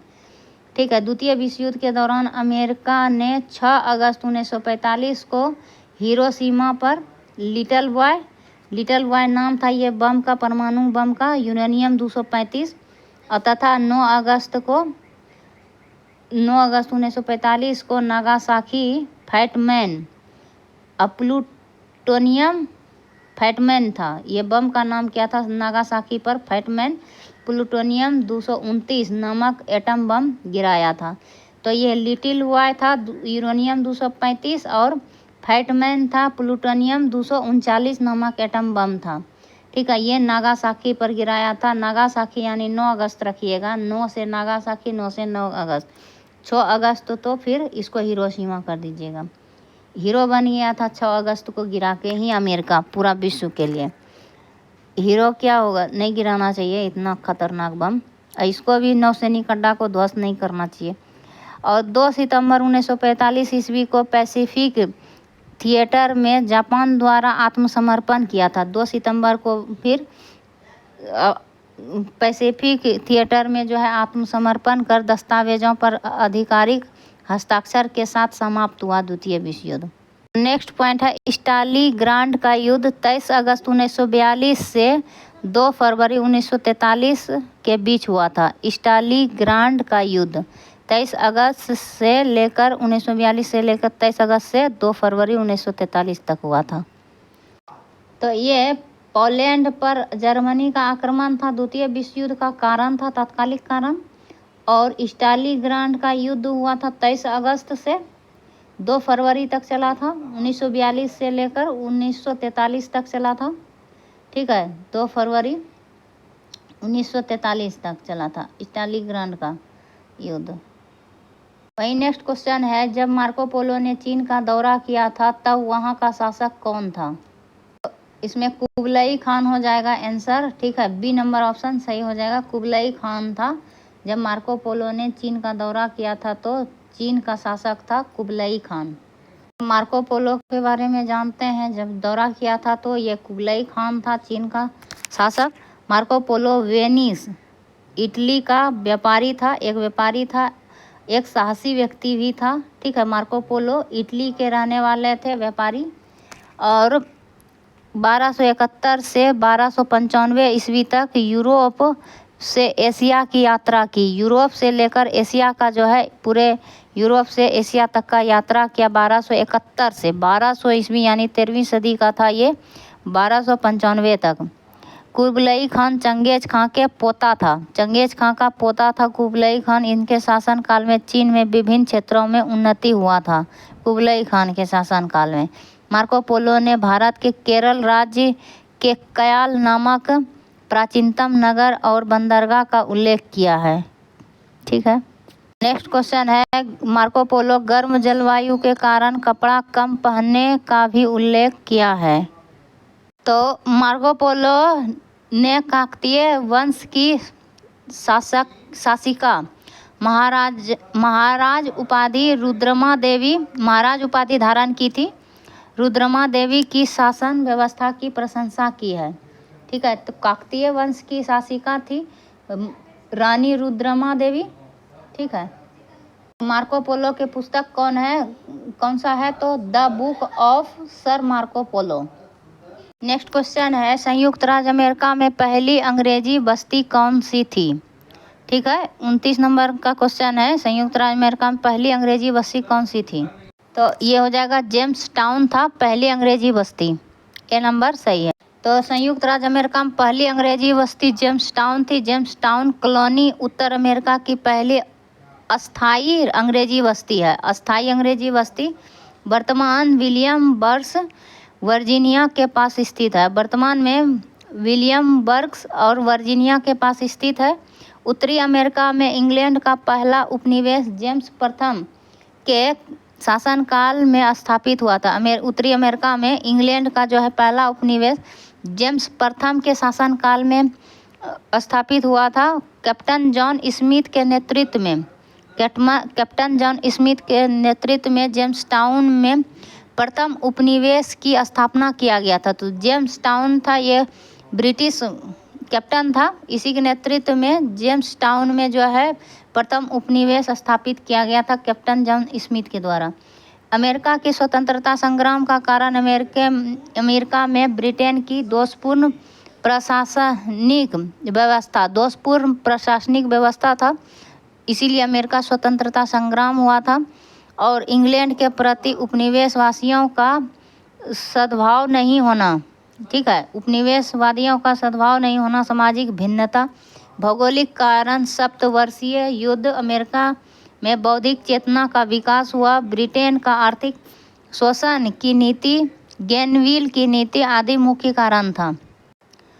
अमेरिका के स्वतंत्रता संग्राम का कारण अमेरिका में ब्रिटेन की दोषपूर्ण प्रशासनिक, इंग्लैंड के प्रति उपनिवेशवादियों का ये हो गया। ठीक है, भिन्नता, सामाजिक भिन्नता था, भौगोलिक कारण था, सप्तवर्षीय युद्ध, अमेरिका में बौद्धिक चेतना का विकास हो गया था, ब्रिटेन का आर्थिक शोषण नीति था, ग्रेनविल हर जगह जहाँ जाता था सबका शोषण ही करता था हर एक तरह से, ग्रेनविल की नीति आदि मुख्य कारण था। अमेरिका स्वतंत्रता संग्राम का नायक कौन था, तो जॉर्ज वाशिंगटन थे। ब्रिटेन का इस युद्ध में प्रधान सेनापति लॉर्ड कॉर्नवालिस था। नेक्स्ट क्वेश्चन है, टेनिस कोर्ट की शपथ किस क्रांति से संबंधित है। टेनिस कोर्ट जो है फ्रांसीसी क्रांति से संबंधित है। ठीक है, सी नंबर ऑप्शन सही है। तो टेनिस कोर्ट की शपथ फ्रांसीसी क्रांति से संबंधित है। टेनिस कोर्ट की शपथ का प्रस्ताव मोनियर द्वारा रखा गया था। हेज के अनुसार टेनिस कोर्ट की शपथ फ्रांसीसी क्रांति का वास्तविक आरंभ था। नेक्स्ट क्वेश्चन है, टेनिस कोर्ट की शपथ दैवीय अधिकारों पर आधारित निरंकुश राजतंत्र की समाप्ति एवं जन इच्छा पर आधारित समिति राजतंत्र के आरंभ होने की घोषणा थी। नेक्स्ट पॉइंट है, फ्रांसीसी क्रांति का शुरुआत 14 जुलाई 1789 को बेस्टिल फोर्ट पर आक्रमण से प्रारंभ हुआ था। बेस्टिल फोर्ट पर जो है आक्रमण से शुरू हुआ था। सन 1917 में रूस की क्रांति हुई थी। नेपोलियन ने मई 1804 में फ्रांस में पुनः राजतंत्र स्थापित किया था 1804। मित्र राष्ट्रों ने सेवेस की संधि किस देश के साथ की? सेव्रेस की संधि मित्र राष्ट्र ने किस देश के साथ किया था? 31 नंबर का क्वेश्चन हो जाएगा, ये बी नंबर ऑप्शन सही हो जाएगा, टर्की के साथ किया था मित्र राष्ट्रों ने। ठीक है, सेव्रेस की संधि 10 अगस्त को किया गया था, 10 अगस्त 1920 ईस्वी को किया था। ठीक है, सेव्रेस की संधि टर्की के साथ हुआ था। इसने क्या था, टर्की ने जो है बहुत सारे देश पर जो है अपना अधिकार स्थापित किया था, उसी के तहत अपना अधिकार जो है त्याग दिया था।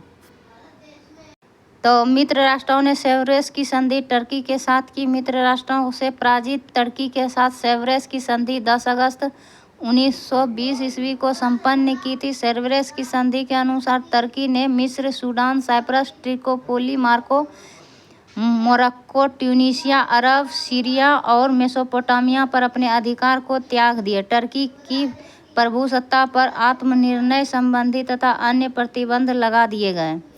इसी संधि के तहत कस्तूनतुनिया, अलेक्जेंड्रिया, स्मरना आदि बंदरगाहों और मरीसा नदी पर अंतर्राष्ट्रीय नियंत्रण स्थापित कर दिया गया।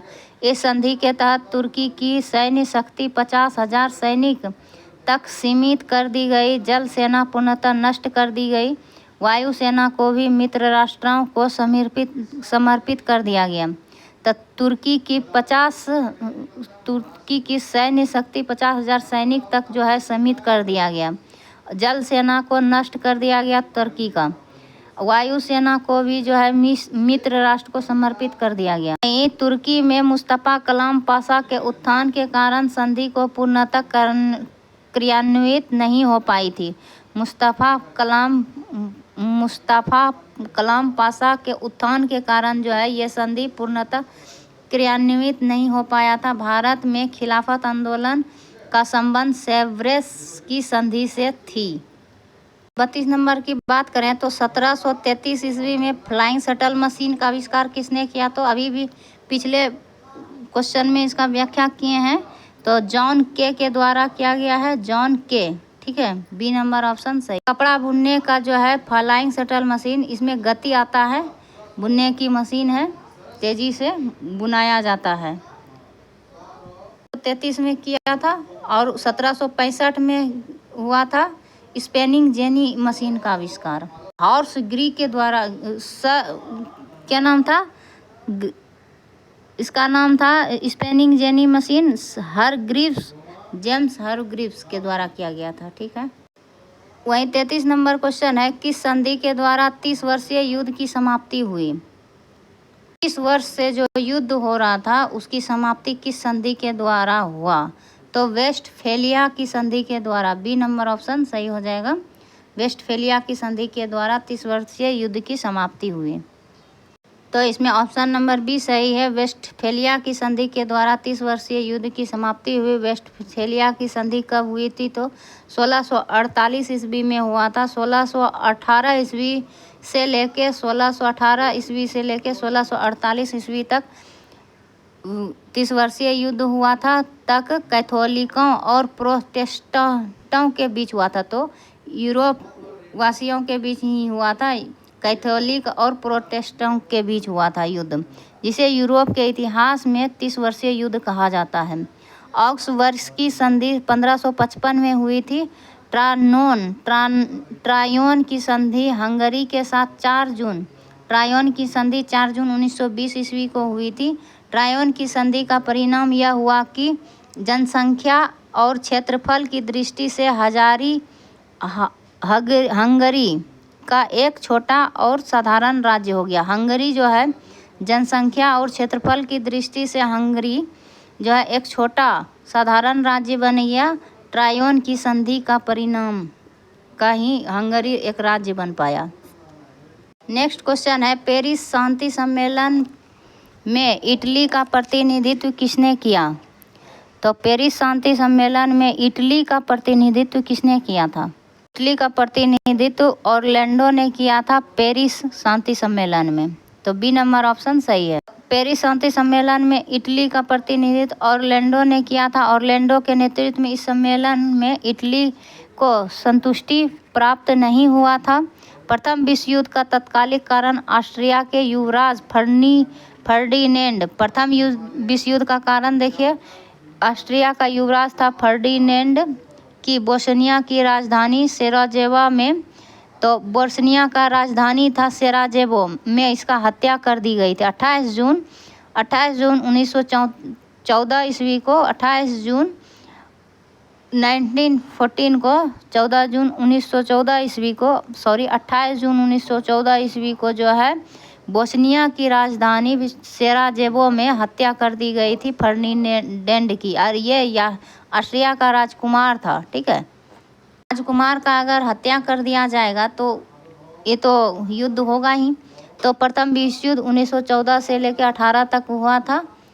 युद्ध की समाप्ति पेरिस शांति सम्मेलन का आयोजन किया गया। युद्ध की समाप्ति जो है पेरिस शांति सम्मेलन से ही संभव हो पाया। इस शांति सम्मेलन में जॉर्ज क्लेमेंसियू फ्रांस का नेतृत्व कर रहा था। फ्रांस का नेतृत्व कौन कर रहा था? जॉर्जेस क्लेमेंसियू। ठीक है, ब्रिटेन का इस सम्मेलन में नेतृत्व लॉर्ड जॉर्ज था और ब्रिटेन का नेतृत्व करने वाला सम्मेलन में लॉर्ड जॉर्ज था। अमेरिका के राष्ट्रपति विल्सन वुडरो पेरिस शांति सम्मेलन में भाग लेने वाले आदर्शवादी व्यक्ति थे। विल्सन वुडरो क्या था? आदर्शवादी था और राष्ट्रपति था अमेरिका का। वहीं पेरिस शांति सम्मेलन में ब्रिटिश प्रधानमंत्री लॉर्ड जॉर्ज, फ्रांस के राष्ट्रपति क्लेमेंसियू का प्रभाव अत्यधिक था। इस कारण वर्साय की जैसी संधि हुआ। विल्सन वुडरो 14 आदर्शों को सतही रूप से लागू नहीं किया जा सका। विल्सन वुडरो का जो है 14 आदर्श था, सतही रूप से जो है लागू नहीं कर पाया इस संधि में। ये एक आदर्श व्यक्ति थे, राष्ट्रपति थे अमेरिका का। नेक्स्ट क्वेश्चन है, वैंकूवर जाने के लिए कामागाटा मारू जहाज किराए पर किसने लिया था? वैंकूवर जाने के लिए कामागाटू जहाज जो है किसने लिया था? तो ये किराए पर जो है बाबा गुरुदत्त सिंह ने लिया था। तो इनमें से कोई नहीं हो जाएगा। ठीक है, बाबा गुरुदत्त सिंह इनमें से नाम नहीं है। इनका व्याख्या है, कामागाटा मारू जो है हांगकांग में बाबा गुरुदत्त सिंह ने इस जहाज़ को किराए पर ख़रीदा था। ठीक है, हांगकांग में। यह कामागाटा मारू जहाज़ भाप शक्ति संचालित जहाज़ था। भाप से संचालित होता था कामागाटा मारू। हांगकांग से कनाडा के बंदरगाह वैंकूवर की ओर प्रस्थान किया था और हांगकांग से लेकर कनाडा के बंदरगाह वैंकूवर की ओर प्रस्थान किया था यह जहाज़। इस जहाज़ में 376 यात्री सवार थे। कामागाटू की घटना जो है तो वैंकूवर की जो है बंदरगाह था, कनाडा का बंदरगाह था वैंकूवर। इसी जहाज़ में 376 यात्री सवार था, जिसमें 340 जो है सिख था। 340 सबसे अधिक 340 सिख था और 24 मुसलमान था, 12 हिंदू थे कामागाटा मारू जहाज में। मई 1914 में वैंकूवर के तट पर जहाज पहुंचा और मई 1914 में वैंकूवर के तट पर जहाज पहुंचा, लेकिन कनाडा सरकार ब्रिटेन के दबाव में आकर, यानी ब्रिटेन के दबाव से कनाडा सरकार ने उतरने की अनुमति नहीं दिया। कनाडा सरकार ने ब्रिटेन के दबाव, यानी कि ब्रिटेन का वहाँ दबदबा था और उसी के दबाव से जो है 376 यात्री को उतरने का जो है अनुमति नहीं दिया। कामागाटा मारू जहाज़ के बजबज, तो फिर वो जहाज़ जो है कामागाटा मारू जहाज़ बजबज कलकत्ता पहुंचने पर क्रुद्ध यात्रियों और यहाँ फिर वहाँ से उतरने नहीं दिया, तो वो जहाज़ लौट गया और यहाँ कलकत्ता आ गया, भारत आ गया। और कलकत्ता के बजबज बंदरगाह पर क्रुद्ध यात्री और पुलिसों में संघर्ष हो गया। तो ये यात्री क्रोधित हो गया था। ठीक है, बहुत दिन से यात्रा कर रहे थे और यहाँ आके फिर जिसमें लगभग 18 यात्री मारे गए। ठीक है। और ये पुलिस और यात्रियों में मुठभेड़ हो गया और इसमें 18 यात्री मारे गए और 25 से अधिक घायल हुए। 202 यात्रियों को जेल में डाल दिया गया। तो इसीलिए बोला जाता है कामागाटा मारू घटना। ठीक है। तो ये घटना हुआ था 1914 ईस्वी में। नेक्स्ट क्वेश्चन है, शोर कमेटी की स्थापना से कौन संबंधित नहीं थे? सी नंबर ऑप्शन सही हो जाएगा। भगवान सिंह जो है शोर कमेटी की स्थापना से संबंधित नहीं थे। हुसैन रहीम थे, बलवंत सिंह थे, लेकिन भगवान सिंह नहीं थे। ये जो है कामागाटू शोर कमेटी का स्थापना किस लिए किया गया था? तो ये कामागाटा मारू जहाज की घटना जो है, कामागाटू जहाज से संबंधित यात्रियों के अधिकारों की लड़ाई लड़ने हेतु इसकी स्थापना की गई थी, शोर कमेटी की स्थापना। ठीक है। भगवान सिंह इससे संबंधित नहीं थे। इसके हुसैन रहीम थे, बलवंत सिंह थे और एक थे सोहन लाल पाठक थे। ठीक है। सोहन लाल पाठक थे इससे संबंधित व्यक्ति। ठीक है। शोर कमेटी की स्थापना किया गया था। और यात्रियों के अधिकारों की लड़ाई हेतु क्या? अमेरिका में रह रहे भारतीय भगवान सिंह, बकरतुल्ला रामचंद्र तथा सोहन सिंह ने भी यात्रियों के समर्थन में आंदोलन किया था भले, लेकिन स्थापना किया था 3 ने मिलकर शोर कमेटी का स्थापना। और भारतीयों के समर्थन में थे, ये शोर कमेटी का स्थापना किया गया था। कामागाटा मारू जहाज पर सवार यात्रियों के सामने उत्पन्न भोजन, कानूनी प्रावधानों और चुनौतियों से निपटने हेतु, यानी कि भोजन का जो है उपलब्धता करवाना और यात्रियों के सामने जो है हर एक चुनौती, कानूनी प्रावधान, चुनौती से निपटने के लिए जो है शोर कमेटी का स्थापना किया भारतीयों ने। हुसैन रहीम, बलवंत सिंह और एक था सोहन लाल पाठक। नेक्स्ट क्वेश्चन है, महात्मा गांधी ने किस घटना को हिमालयी भूल कहा? तो ये चौरी चौरा कांड को जो है महात्मा गांधी ने हिमालयी भूल कहा। बी नंबर ऑप्शन इसका बिल्कुल सही है।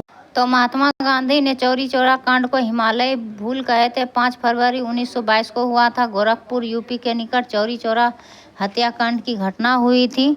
चौरी चौरा की घटना के समय गांधी जी गुजरात के बारदोली में सामूहिक रूप से सत्याग्रह आंदोलन का प्रारंभ करने की तैयारी कर रहे थे। बारदोली में थे, गुजरात के बारदोली में। चौरी चौरा कांड से क्षुब्ध होकर गांधी जी ने 12 फरवरी को फिर ये असहयोग आंदोलन जो है वापस ले लिया। ठीक है। असहयोग आंदोलन वापस लेने के कारण डॉक्टर बालकृष्ण शिवराम मुंजे के द्वारा गांधी जी के खिलाफ निंदा प्रस्ताव लाया। ठीक है। सुभाष चंद्र बोस ने कहा, जब आंदोलन चरम की ओर बढ़ ही रहा था, इसे वापस लेना राष्ट्रीय विपदा से कम नहीं था। असहयोग आंदोलन वापस लेने पर जालियांवाला बाग हत्याकांड 13 अप्रैल 1919 को हुआ था। ठीक है। तो असहयोग आंदोलन सही में वापस नहीं लेना चाहिए। अपने बात के पक्के थे ना, इसीलिए इसे ले लिए, लेकिन नहीं लेते तो और पहले ही हो जाता भारत आज़ाद। भगत सिंह, राजगुरु, सुखदेव जितना उग्र क्रांतिकारी नेता थे को लाहौर षड्यंत्र कांड के अंतर्गत जो है 23 मार्च 1931 को फांसी दी गई। इस सब को फांसी भी नहीं होता, पहले ही 1925 सब लगभग में हो जाता। 1925-26 के आसपास में भारत स्वतंत्र हो जाता। असहयोग आंदोलन के कारण बहुत ही बड़ा आंदोलन था। नेक्स्ट क्वेश्चन है, चटगांव शस्त्रागार पर हमले के दौरान कौन महिला क्रांतिकारी मारी गई थी? तो प्रीति लता वाडेकर थी, जिसने कि चटगांव शस्त्रागार में जो है शस्त्र जुटाने में मदद की थी। तो प्रीति लता वाडेकर महिला जो है क्रांतिकारी महिला थी, मारे गई थी। चटगांव शस्त्रागार धावे को मास्टर दा यानी सूरी सेन के नाम से प्रसिद्ध नेतृत्व में किया गया था। चटगांव शस्त्रागार सूरी सेन को ही मास्टर गद्दा कहा जाता। 18 अप्रैल 1930 को चटगांव शस्त्रागार छापा हुआ था। 18 अप्रैल को हुआ था 1930 को। सूरी सेन ने बंगाल में इंडियन रिपब्लिक आर्मी IRA का स्थापना किया था। Indian Republic Republican army, Indian Republican army की स्थापना की थी। इंडियन रिपब्लिकन आर्मी के सदस्यों में अनंत सिंह थे। देखिए इनके सदस्य कौन कौन से थे। अनंत सिंह थे, अंबिका चक्रवर्ती थे, लोकीनाथ थे, प्रीतिलता वाडेकर थे और गणेश घोष थे, कल्पना दत्त थे, आनंद गुप्त थे और टेगरा बल प्रमुख थे। सूर्य सेन के नेतृत्व इंडियन रिपब्लिक आर्मी के सदस्यों ने चटगांव शस्त्रागार पर आक्रमण कर हथियारों पर कब्जा कर लिया था। 22 अप्रैल 1930 को IRA के सदस्यों और सेना के बीच संघर्ष हुआ था। 22 अप्रैल 1930 को 80 सैनिक और 12 क्रांतिकारी मारे गए थे। तो 80 सैनिक और 12 क्रांतिकारी मारे गए थे। 16 फरवरी 1933 को सूर्य सेन गिरफ्तार कर लिए गए। 16 फरवरी 12 फरवरी को जो है मारे गए थे। 22 अप्रैल को जो है 1930 को क्रांति दोनों में संघर्ष हुआ सेना के बीच और इनके सदस्यों के बीच। 80 सैनिक और 12 क्रांतिकारी मारे गए। वहीं फिर 3 साल बाद 16 फरवरी 1933 को सूर्य सेन को गिरफ्तार कर लिए गए। उन पर मुकदमा चलाया गया। अंततः 12 जनवरी 1934 को उन्हें फांसी दे दिया गया। तो 12 जनवरी जो कि युवा दिवस मनाया जाता है, इसी दिन फांसी दे दिया गया मास्टर दा को। कल्पना दत्त को सूर्य सेन के साथ गिरफ्तार कर आजीवन कारावास में डाल दिया गया।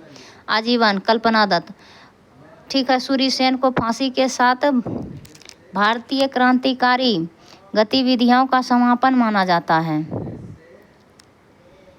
नेक्स्ट क्वेश्चन है, इनमें से कौन क्रांतिकारी काकोरी ट्रेन कांड से संबंधित नहीं था। तो काकोरी ट्रेन से संबंधित कौन कौन थे पहले, तो राम प्रसाद बिस्मिल थे, फाक उल्ला खान थे, ठीक है। प्रफुल्ल चाकी नहीं थे, ये मुजफ्फरपुर बम कांड में थे। तो सी नंबर ऑप्शन बिल्कुल सही है। तो क्रांतिकारी प्रफुल्ल चाकी काकोरी ट्रेन कांड से संबंधित नहीं थे। काकोरी ट्रेन कांड 9 अगस्त को हुआ था। 9 अगस्त 1925 को इस घटना का अंजाम हिंदुस्तान रिपब्लिकन एसोसिएशन के क्रांतिकारी संगठन के द्वारा किया गया, यानी कि HRA के सदस्यों के द्वारा किया गया। HRA का सदस्य कौन कौन से थे, तो राम प्रसाद बिस्मिल हो गए, अशफाक उल्ला खान हो गए, ये सब HRA के संगठन से संबंध का सदस्य थे, ठीक है। हिंदुस्तान रिपब्लिकन एसोसिएशन संस्था 9 अगस्त 1925 को उत्तर रेलवे लखनऊ सहारनपुर संभाग के काकोरी नामक स्थान पर 8 down Saharanpur Lucknow passenger train पर डकैती डालकर सरकारी खजाना लूटा गया। यह घटना काकोरी कांड के नाम से प्रसिद्ध हुआ। काकोरी कांड 29 क्रांतिकारियों को, काकोरी कांड में जो है 29 क्रांतिकारियों को गिरफ्तार कर लिया गया और राम प्रसाद बिस्मिल, अशफाक उल्ला खान, रोशन लाल सिंह, राजेंद्र लिहाड़ी को फांसी दे दी गई। तो इन चारों को जो है, जबकि चंद्रशेखर आज़ाद फांसी से बचकर फरार हो गए थे। तो काकोरी ट्रेन से संबंधित चंद्रशेखर आज़ाद भी थे, ठीक है, और ये जो है बचकर निकल गए थे।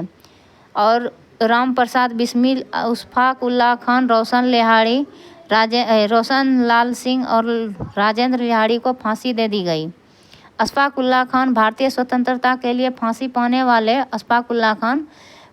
पहले रिकॉर्डेड मुस्लिम थे। पहले अशफाक उल्ला खान थे जो रिकॉर्डेड मुस्लिम थे। उन्हें रिकॉर्ड में था कि काकोरी षड्यंत्र केस में फैजाबाद में, अभी अयोध्या है, फैजाबाद जो है वर्तमान में अयोध्या जेल में 19 दिसंबर 1927 को 27 वर्ष की अवस्था में फांसी दे दी गई। तो 27 वर्ष के थे और अशफाक उल्ला खान 27 वर्ष के थे। 19 दिसंबर 1927 को इसको फांसी दे दी गई, ठीक है, फैजाबाद में। तो एक नज़र देखिए 38 नंबर में जो था, मास्टर दा IRA यानी इंडियन रिपब्लिकन आर्मी की स्थापना किया था। इनके सदस्य कौन थे, अनंत सिंह थे, ठीक है, यहाँ ध्यान दीजिएगा, अनंत सिंह थे, गणेश घोष थे, प्रीतिलता वाडेकर, लोकीनाथ, अंबिका चक्रवर्ती, ठीक है, कल्पना दत्त, आनंद गुप्त, टेगरा बल, ठीक है, इसमें से ये सब प्रमुख थे। सूर्य सेन थे, सूर्य सेन इनके जो है नेतृत्व करता थे। और उसके बाद HRA की बात करें तो ये हिंदुस्तान रिपब्लिकन एसोसिएशन हो जाएगा, और इसका सदस्य थे वो चटगांव से संबंधित थे। IRA इंडियन रिपब्लिकन, ठीक है, तो IRA था इंडियन रिपब्लिकन आर्मी, और HRA एसोसिएशन हो जाएगा।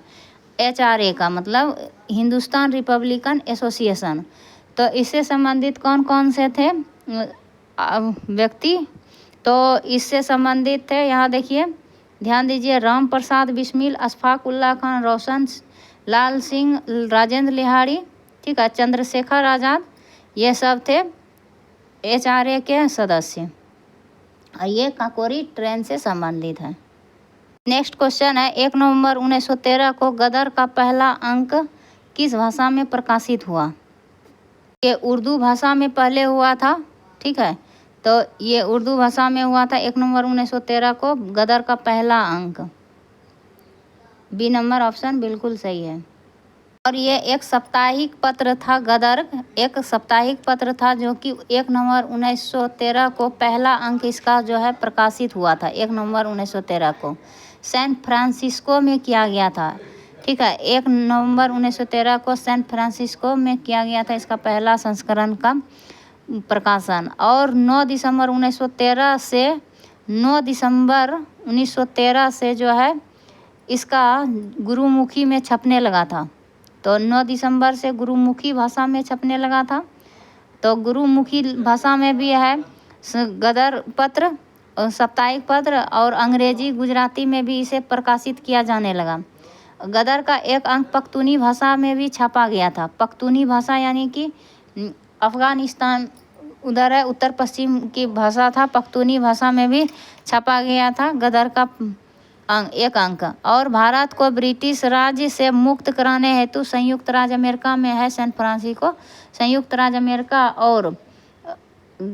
और कनाडा में लाला हरदयाल, सोहान सिंह भाकना, करतार सिंह, लाला हरदयाल, ठीक है, लाला हरदयाल, करतार सिंह, ठीक है, करतार सिंह, सोहान सिंह भाकना, ये सब थे उनका सदस्य। सोहान सिंह भाकना, करतार सिंह सराभा, ठीक है, करतार सिंह सराभा आदि गदर आंदोलन की स्थापना की थी।